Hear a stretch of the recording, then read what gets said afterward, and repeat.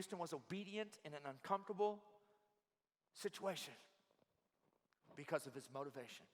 Don't you miss this today. His motivation wasn't hand claps, votes, committees. His motivation was the faithfulness of God. God is faithful to bless what he says he blesses, and God is faithful to stand against what he stands against.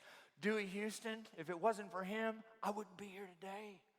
That old man came and picked me up in Cuba, Missouri 21 days after I got out of prison. He brought me to Springfield. I stayed my first night in his house. He's in his 70s. He takes me in his house, and his wife looks at me and looks at him like he's going to cut us up in pieces and put us in the freezer.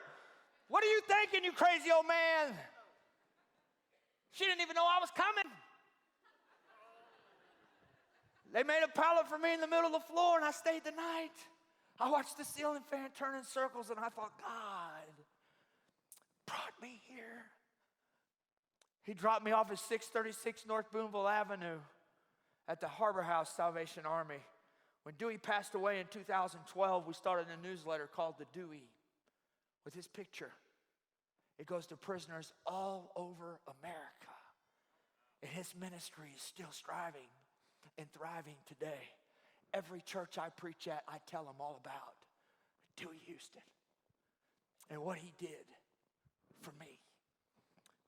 Senior saint, man of God, woman of God, you don't have to see the fruit to know it's there. You just have to be obedient to what God has called you to do.